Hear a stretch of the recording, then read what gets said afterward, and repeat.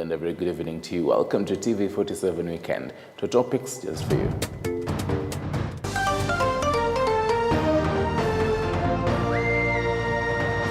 Tonight, Kenya Kwanza leaders tell of Azimio la Umoja over the 10 million signature collection drive. Wale watu ambao upindua serikali au ukamatwa wanapelekwa kwenye prison. So Raila Odinga, you are not above the law. Siaya Governor James Orengo warns leaders alert to the government to ignore the drive at their own peril. Also tonight, a post-mortem conducted at Embu Referral Hospital mortuary reveals how Josephine Karimi, a 24-year-old who had been missing, met her death. Plus, despite decades of global campaigns against stigma for people living with HIV and AIDS, the virus seems to persist, with many HIV-positive Kenyans in rural areas facing stigma even from their own family members. Sababu niliona kama huyo ndo mwisho wa maisha yangu, sababu nilisikia watu wakiwa positive hawakae. Nilichukulia na uzito. Just what needs to be done to stop it?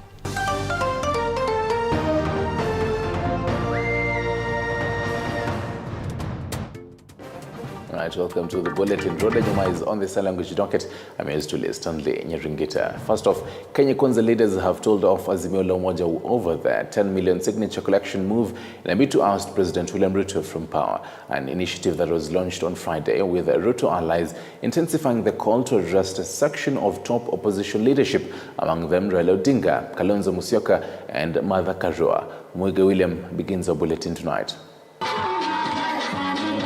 The leadership of the country's ruling party, United Democratic Alliance, UDA, has issued a warning to the leadership of Azimio, stating they will face arrest in connection with the ongoing anti-Kenya Kwanza-led demonstrations.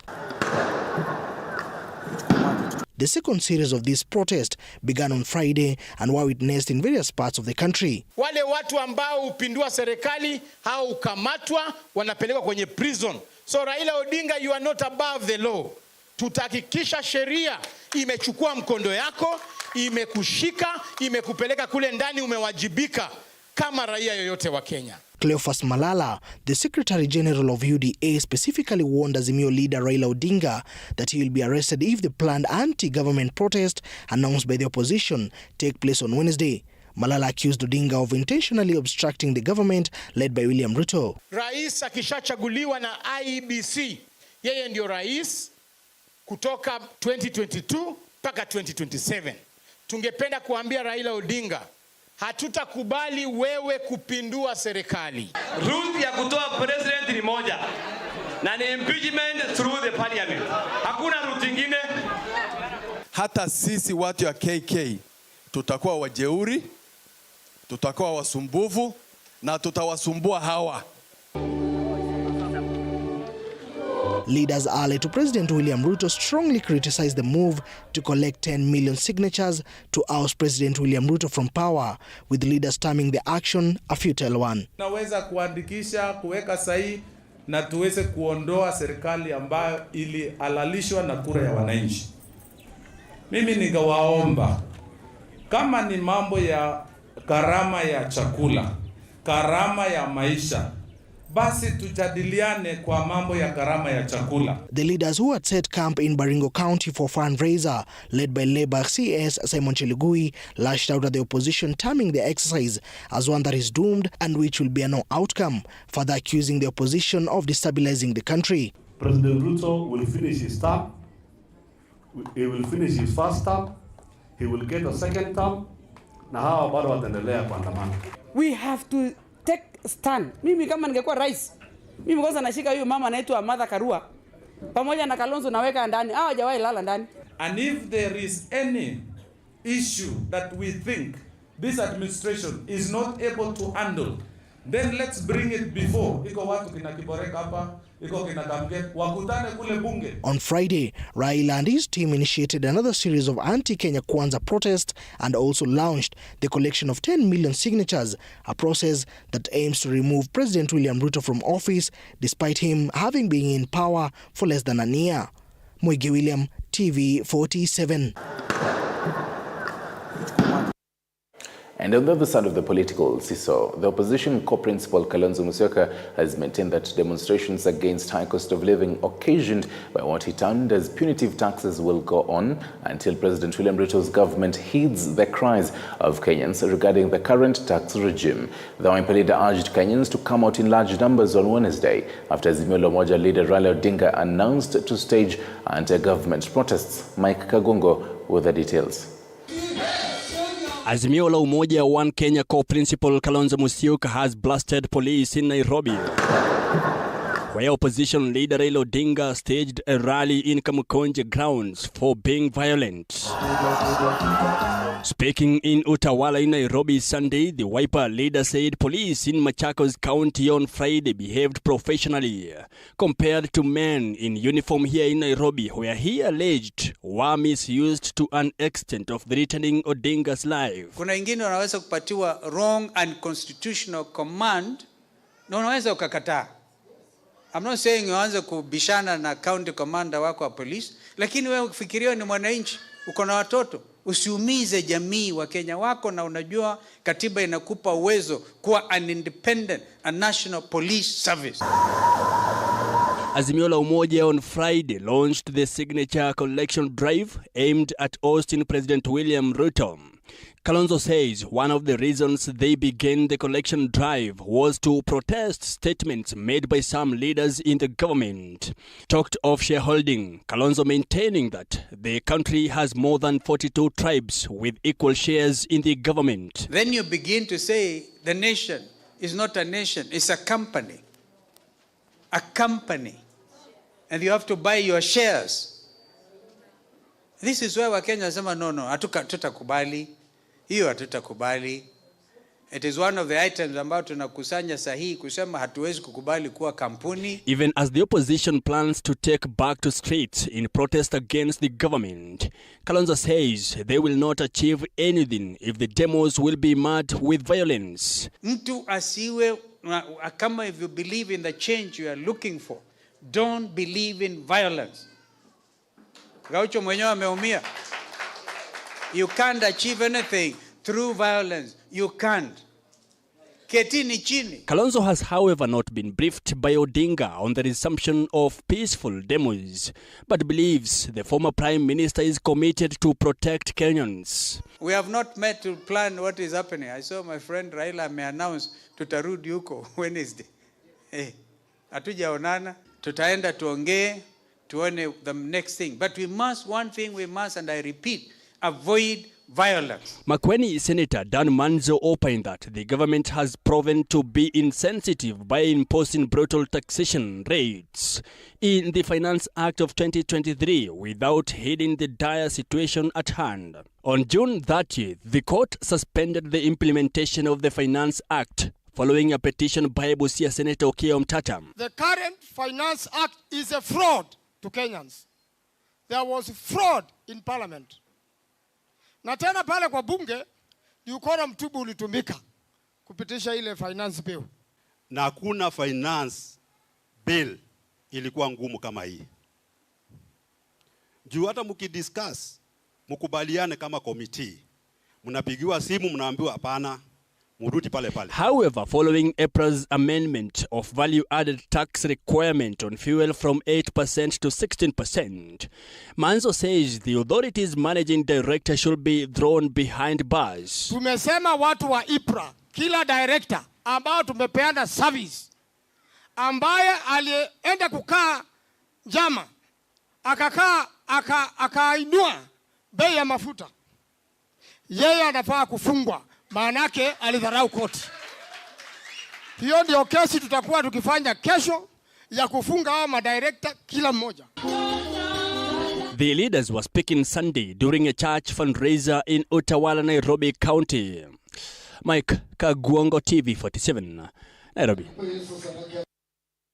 Well, let's veer off from matters politics for a bit, and an autopsy on the body of Father Joseph Kariuki, who was pronounced dead Saturday morning in Kenol, Murang'a County, is set to be conducted in the course of the week. In an exclusive phone interview with TV47, Gatenga Sub-County Police Commander Lawrence Njeru has stated that the woman who had accompanied the priest in Kenol has recorded a statement pending further investigations. Have a look. It is alleged that Father Joseph Kariuki became unconscious Friday evening while in the company of his girlfriend in a hotel in Kenol, Murang'a County. According to the Gatenga Sub-County Police Commander Lawrence Njeru, the woman aged 32 years sought help from the hotel's management in order to rush him to hospital. The culprit act quickly, akaenda akaamusha management ya Mona Lisa Hotel. Ambao walienda wakaona vile yako the manager akatoa dereba na one of the staffs wakaaccompany the gari. Dereba alichukua hiyo gari ya father Harrier make ni Harrier, okay, black in color. Wakachukua father na hiyo dereba ya hiyo hotel wakapeleka yeye to hospitali Keno. On arrival at Kenol Hospital, Kariuki was pronounced dead by a physician, with his body lying on the back seat of his black Toyota Harrier, covered with a hotel bedsheet. According to a police report from the Samuru police station, where the woman went to report the matter, the body of the priest had white foam oozing from the mouth and nose. The Sub-County Police Commander has further indicated that the woman was well known to the priest, as they had been in a relationship with a 32-year-old woman for more than 6 years, and that they have been working together at the St. Peter's Church in Ruai, Nairobi County. No, girlfriend ya kusema chochote. Okay. Yeye alituambia tu ni hiyo business, aliona father amepata na kuanza kutoa hiyo pofu na mdomo. Ndio. So we have yet to establish. Okay. After postmortem kama alikuwa ametumia dawa or what caused the death. Kariuki's body was first taken to Montezuma Mortuary in Murang'a County, but was later transferred to Mata Hospital in Nairobi following the request of the Catholic Church in Ruai. The woman has so far been questioned and released pending further investigations. And speaking of matters autopsies, a post-mortem examination conducted at Embu Referral Hospital mortuary has revealed shocking details about the death of Josephine Kareme, a 24-year-old woman. The results indicate that she was strangled to death, leading to a gruesome and painful end. Additionally, the examination revealed that her left hand and rib were broken, further indicating the brutality of her death. The father to Josephine, Simon Kivuti, narrated how his daughter went to work on Wednesday, the 28th of June, but did not return home. He was later informed that she did not go to work either. The search for her late daughter began but was unsuccessful since she was unreachable and no one knew her whereabouts. Days later, a suspect who worked as a groundsman, Boniface Yakulula, led the police to a pit latrine within the church compound, where the body was retrieved and taken to Embu Level 5 Hospital mortuary. The assailant, whose motive was rape according to the detectives, used a blunt object to inflict injuries on the young woman. A court in Runyenjes allowed the police to hold the main suspect for 14 days for further investigations. Elsewhere, the victims of an Embu fire incident that has so far rendered 8 families homeless have explained the chronology of the events that led to the fire, as they call on the county government to speed up the help in ensuring they acquire a new place to stay. Jackson Chacha with more. Gideon Japheth, a carpenter and a tenant in Majengo, Embu County, is a homeless man. Japheth is counting losses of his long-term carpentry investment after all of his tools were razed by fire on the material day earlier last week. Japheth explains of the unexpected fire, but he is representing just a small fraction of the losses that were incurred in this place. Yote hakuna, hata sufuria yote imechomeka. Sasa sina la kufanya kwa sababu vile waniona mie ni hivyo tu. Felista Mdhomi, a student at the nearby school, lost her important academic documents alongside other properties that she could not manage to salvage. Naomba tu serikali waweze kutusaidia penye wataweza, kama kupata ID na kupata hizo certificates. Juu kama kufanya mtihani, huwezi fanya mtihani kama una vitu zingine, ID certificates. Huwezi kufanya kama una hizo vitu. A few tenants who had managed to save a few of their properties during the inferno lost them all to thugs who took the advantage of the situation to cut away with their belongings, leaving them with nothing valuable at hand. Mimi hata nimebaki na kitanda. Sasa kitanda nitalala mattress, mtu ananiambia gazi zilikuwa mbili, kuna mtu nilikuwa nimewekea gazi yake, yangu ilikuwa imefeel hata sioni, hata sina hata gas moja. Nguo sina, niko hivyo venye niko. The angry residents who have blamed the firefighting team over alleged negligence have led to 5 officers from the fire department interdicted by Embu Governor Cecil Mbarire as she calls for more investigation into the matter. And even after we got the fire engine from Kirinyaga, they did not bother to go and support the Kirinyaga team. Now that has really bothered me, because with the information I have, it's like there's some sabotage going on in that department. Local leaders have lined up to support the efforts made by the governor in weeding out rogue officers from the county so as to prevent similar occurrences in future. Jackson Chacha, TV47. Right, so 14 minutes past at the top of the hour. We're taking a short break. We'll be right back. On the other side, I'll be telling you more about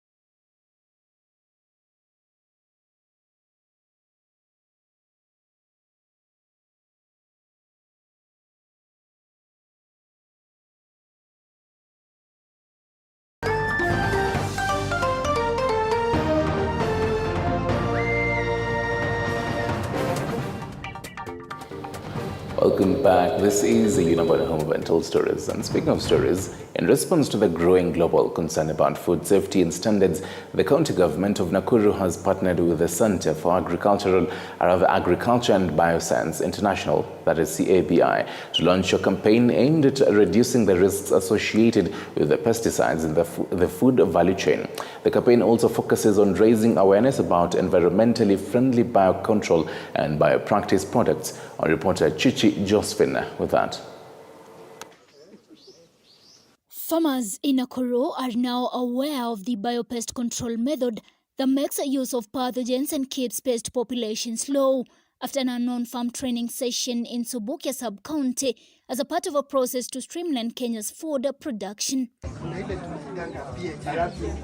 According to them, they had been enlightened on companion plants that repel pests naturally when grown next to crops and will practice the control methods. Kizingatia ukweli ya kwamba the global market ina demand watu wapunguze utumiaji wa madawa.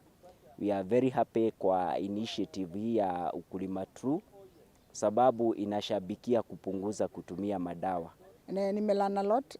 Sikuwa najua kuna kuanga na traps za avocado. Ndio at least mumea avocado ni kuena more fruits. Sikuwa najua na vile tunaweza trap hizo insects sikuwa ninajua.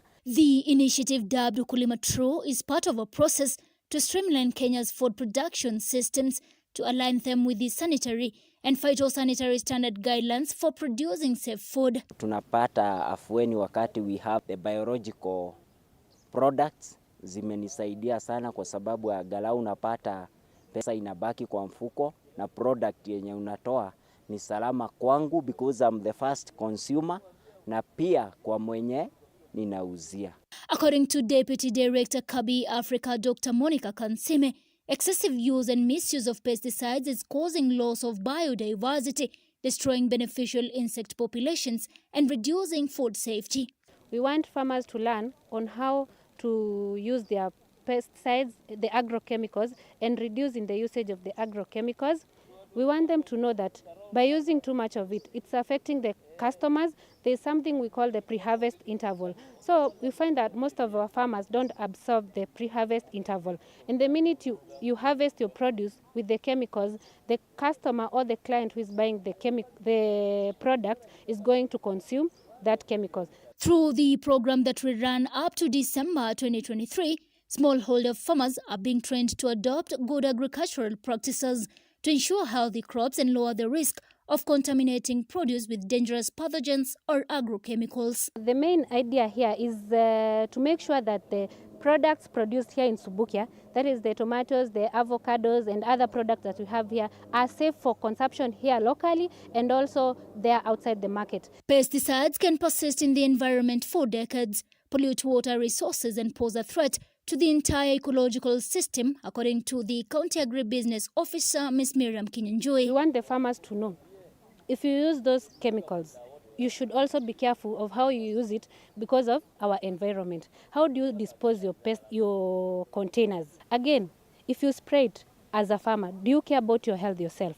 The United Nations Food and Agriculture Organization estimates that nearly 3 million people are poisoned and 200,000 people die every year. In Kenya, about 350,000 cases of pesticide poisoning are reported annually. As such, this campaign will strengthen the already existing efforts by the county government to enhance awareness of food safety and shift behaviors of stakeholders aimed at reducing food safety risks during production, transportation, and distribution. Chichi Josephine, TV 47. And still on matters food safety, a story done by Chichi Josephine, the government has placed a significant emphasis on sustainable farming practices, aiming to enhance food and nutrition security while building resilience against climate change. This strategic focus is aimed at ensuring a consistent food supply, promoting good nutrition and mitigating the impact of climate change. Agriculture has been noted to be hugely vulnerable to climate change, particularly in Kenya, where farmers bear the brunt of irregular rainfall patterns. In this regard, state agencies, in collaboration with partners from the county government, local and international firms, and research institutions, have been working to build capacity of both smallholder and large-scale farmers in practicing sustainable agriculture in Kenya. We like to have a holistic approach to how we interact with our plants, whether it's crop protection, protecting from pests and diseases, or the uptake of nutrients and the health of the roots. However, climate change is not only threatening food security, but is also contributing to the loss of biodiversity. This has affected crop productivity and has resulted to increased pest incidences and severity, which has led to reduced yield and increased loss respectively. The soil deterioration factor has to be arrested and soil health factors have to be increased.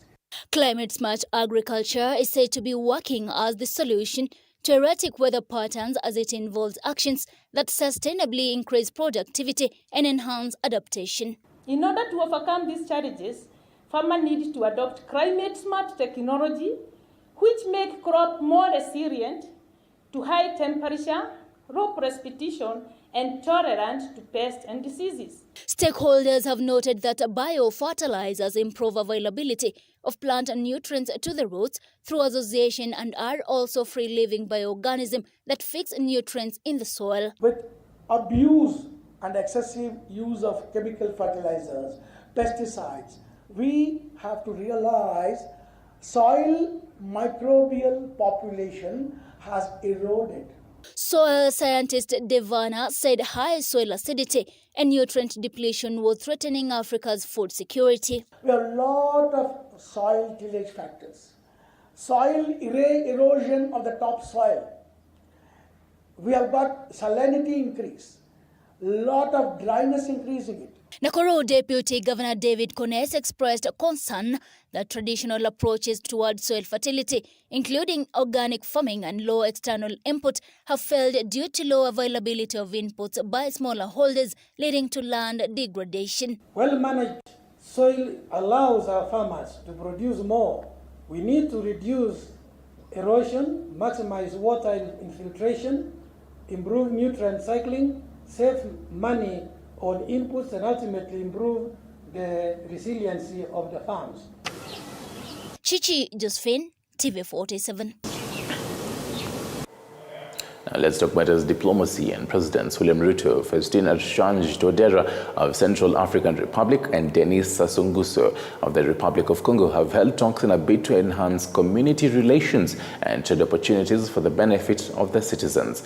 The three heads of states promised to work closely in combating terrorism, radicalization and violent extremism in order to achieve peace, security and stability in the regions.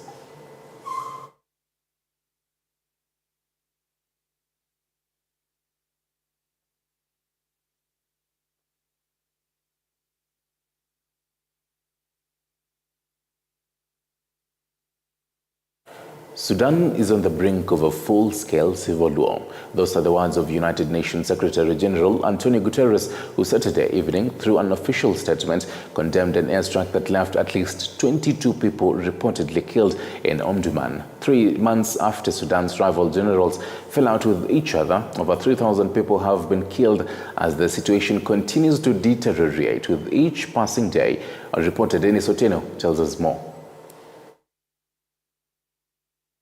All right, we'll have that story for you later on. Let's focus on something else here, and still on matters internationally. Remember, this particular two leaders are even set to meet for more talks, even as international bodies and even countries like the United States of America, have that. All right, I'm being told we can have that story again. Let me start from the top. Sudan is on the brink of a full-scale civil war. Those are the words of United Nations Secretary General Antonio Guterres, who Saturday evening, through an official statement, condemned an airstrike that left at least 22 people reportedly killed in Omdurman. 3 months after Sudan's rival generals fell out with each other, over 3,000 people have been killed as the situation continues to deteriorate with each passing day. Denis Otieno tells us more. Conflict between Sudan's military, led by General Abdel Fattah Burhan, and Rapid Support Forces RSF, commanded by General Mohamed Hamdan Dagalo, continued to tear the nation apart after an airstrike Saturday in Omdurman city killed at least 22 people and left scores of civilians injured. The latest combative incident over the past 3 months of war in Sudan was heavily castigated by United Nations Secretary General Antonio Guterres through an official statement, as he warned that the country is on the brink of a full-scale civil war which could destabilize the entire region.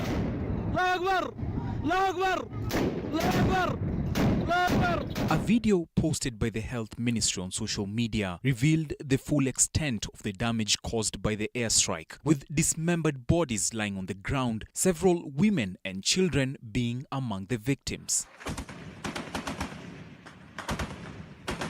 The paramilitary Rapid Support Forces (RSF) fighting the regular army claimed that the airstrikes killed 31 people, a claim vehemently denied by the armed forces, which through a statement clarified that they did not engage with any hostile targets in Omdurman.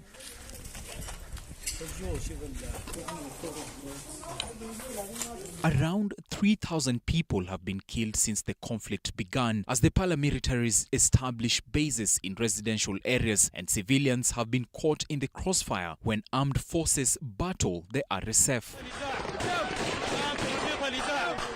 Reports indicate that there were more airstrikes near the presidential palace in central Khartoum Sunday morning, as well as machine gun clashes and artillery fire in the city's south.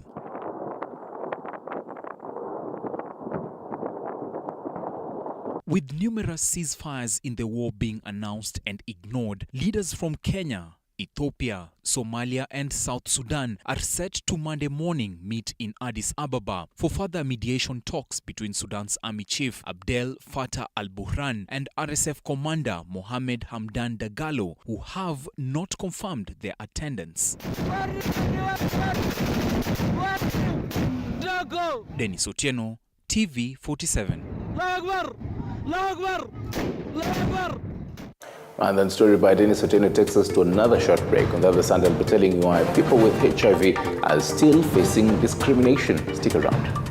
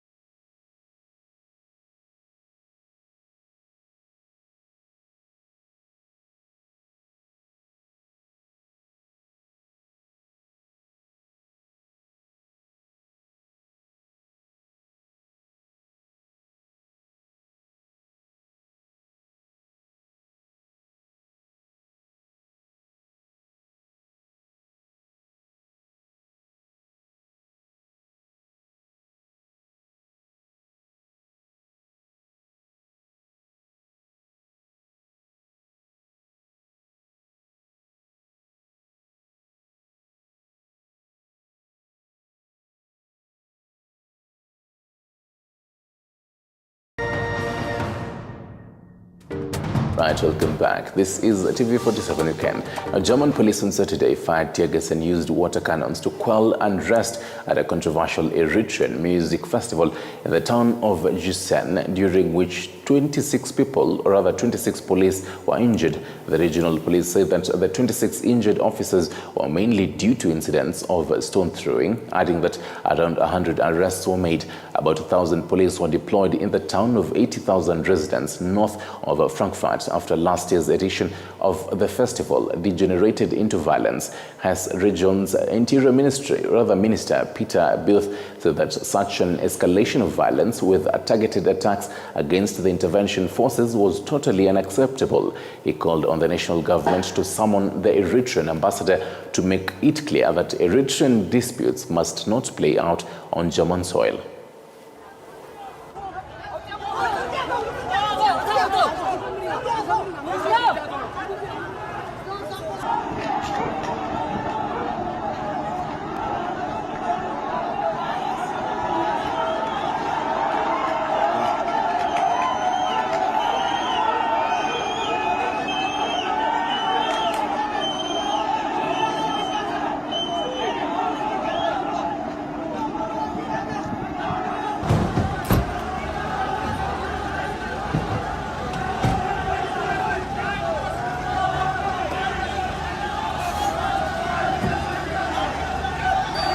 And from Germany to Georgia, thousands of far-right Georgian protesters Saturday stormed the venue of an event planned for Prague, forcing organizers to cancel it. Homosexuality is still highly stigmatized in Georgia, where the Orthodox Churches clashed with the Western-leaning political parties on social issues. Mariam Kavastakelia, an organizer, told journalists that Saturday's open-air event outside the capital, Tbilisi, was cancelled after the attackers destroyed the stage and burned rainbow flags. Georgia's figurehead, President Salome Zurabishvili, said the government must ensure that the Pride Festival is held in safety.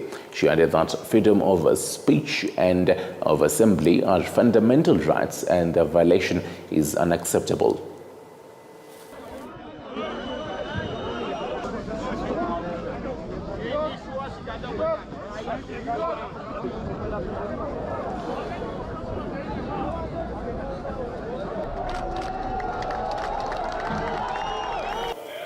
And closer home, according to the 2022 report from the World Health Organization, WHO, there are over 40 million people worldwide who are HIV positive.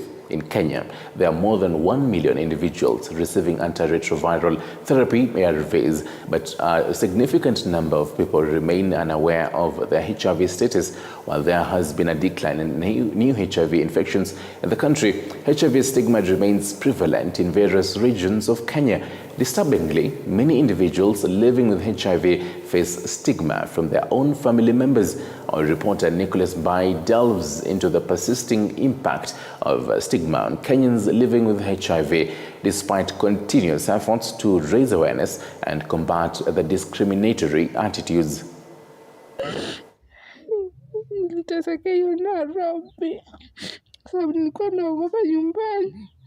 Despite decades of global campaigns against stigma for people living with HIV, as the virus seems to persist, with many HIV-positive Kenyans in rural areas are facing stigma even from their own family members. Nilipopata mtoto wa pili kwenda clinics, hapo ndio nilijua hali yangu na nilichukulia kwa uzito sana, sababu niliona kama huyo ndo mwisho wa maisha yangu, sababu nilisikia watu wakiwa positive hawakai. Nilichukulia na uzito na sikujikubali. We visit Mumbone village in Machakos sub-county where we meet Rose Mwelo, who has been living with the virus since 2012. Nimezaliwa wasichana 6, hakuna kijana. So unapata kuna wenye wanaelewa kama 2 hivi, lakini wale wengine kuna dharau na mama hajaikubali. Ananiona ni kama bad. Hata hivyo, mimi nasema stigma haifai na maisha ni marefu. Sasa vile nilitoka huko, nilipata kazi kwa Msomali, Nairobi. Ndio nilikuja nikapatana na huyu mwingine. Na hali ilikuwa tu kama hii yangu. Sasa aliponiambia kwa positive, mimi nikaona sasa niko na mtu kama mimi mwenye atanielewa.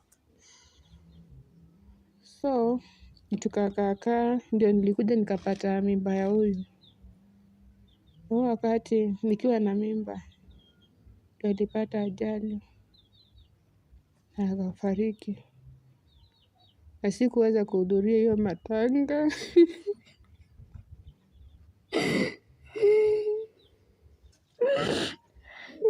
Niliteseka hiyo Nairobi sababu nilikuwa naogopa nyumbani. Rose looks physically fit, but something has been bothering her for a long time: stigma. She narrates a sad tale of how stigma continues to affect people living with the virus. Wakati wa kurudi ulipofika, ndio niliamua nipeleke mtoto nyumbani huko. Nakumbuka huyo mtoto alikuwa amegonjeka sababu nilikuwa namwacha daycare. Nikienda vibarua. Kukuja nyumbani vile nilipiga simu nikiwa kwa uwanja. Nikuje kuchukuliwa na mtu tupeleke mtoto hospitali. Nikaambiwa sisangu mahari imeletwa nyumbani, kwa hivyo hakuna mtu atakuja. Ule aunti yangu mwenye alinipeleka hospitali wakati nilikuwa mgonjwa ndio alikuja. Kaniambia hata akikataa kuja, acha tupeleke mtoto hospitali. Na vile nilizaa mtoto ni Mungu tu. Alita negative, nilikuwa nataka tukufe tu. Hata ikiwezekana nikiwa ndo hiyo mkubwa, tupate ajali, tuangamie.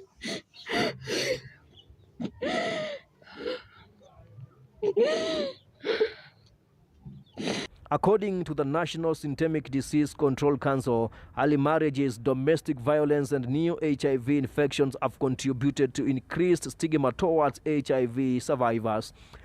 Carol Kinoti from the National Systemic Disease Control Council acknowledges that despite efforts to sensitize communities about stigma towards HIV survivors, there is still a missing gap in compacting the issue. 99 adolescents and young people getting new HIV infections every week. And you can imagine when that is happening, that also brings in aspects of sexual gender-based violence and adolescent pregnancies. A recent report indicates a drop in new HIV infections in the country, but the youth remain the most affected group. And non-governmental organizations like IREP emphasizes the need for more sensitization efforts. Most people living with HIV, they face self-stigma, community or societal stigma, and this is contributed by lack of information on HIV. First, as a person, if I'm facing self-stigma, seeking support from organizations that implement HIV programs where they can get support like psychosocial support, and they can get other people living with HIV who they can talk to and support them, share their stories, share their worries, and then they can get support. Then, for the society, we are supposed to educate our society and our communities to understand that HIV is not a killer disease, and for them to embrace each and every person living with HIV, and just letting them know that HIV does not define anyone. It does not, even it is not their identity. In Machakos County, stigma affects individuals of all age groups. According to Machakos LCECM Daniel Yumbia, one way to combat stigma and reduce HIV infections is by holding accountable those who knowingly infect young individuals with the virus. We must strengthen our efforts to create safe space for our adolescents, raise awareness among their rights, and ensure perpetrators are held accountable for their actions. Nicholas Mbai reporting for TV 47.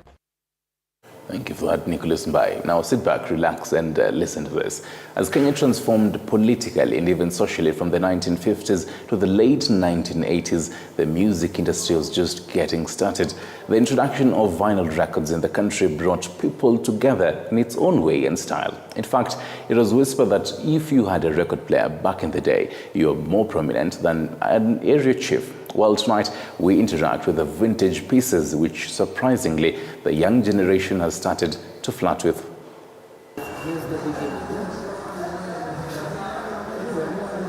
Let's take a trip down memory lane.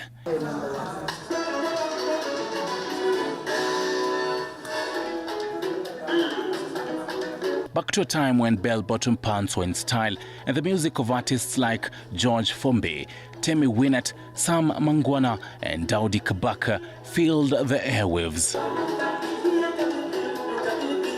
These were the sounds that defined an era.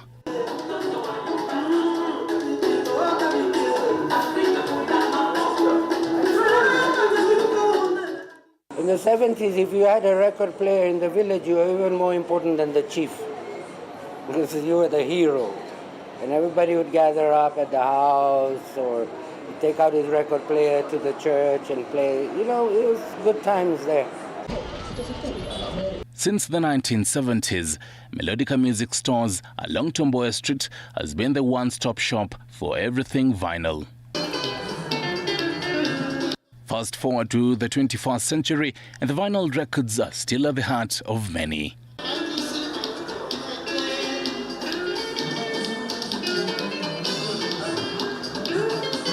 Sits inside of the groove. And the groove is not straight, it's kind of rugged.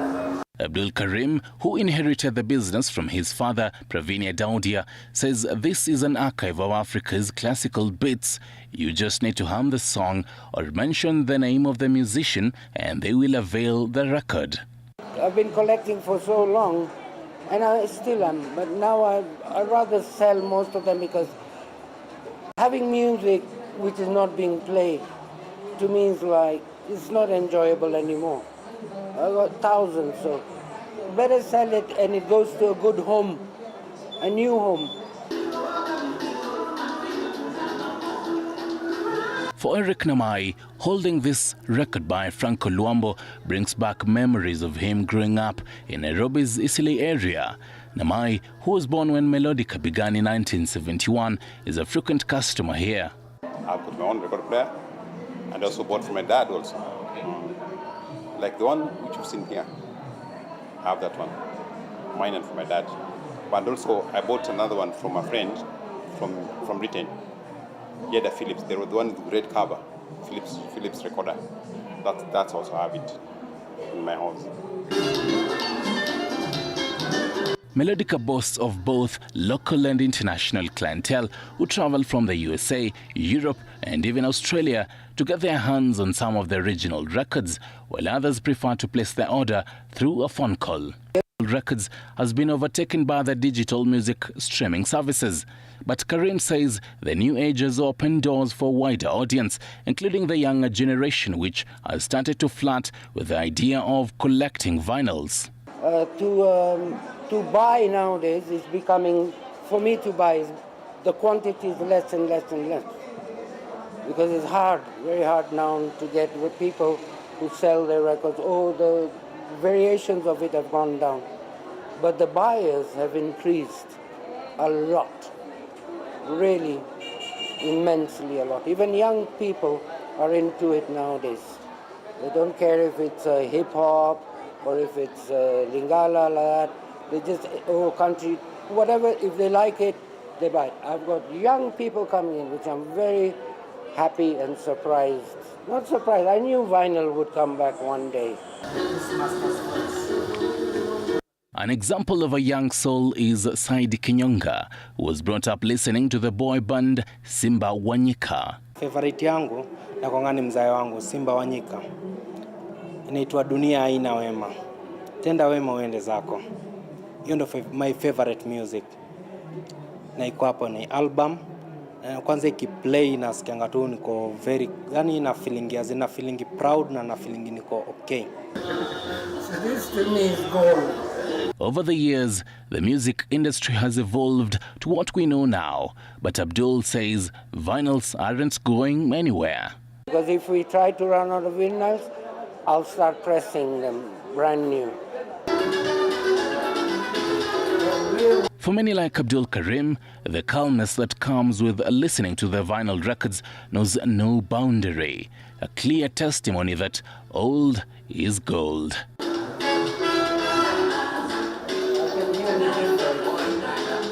Stanley Nyaringita, TV 47. Most definitely old is gold. On that musical note, to take a short break, we'll be right back with the sports news.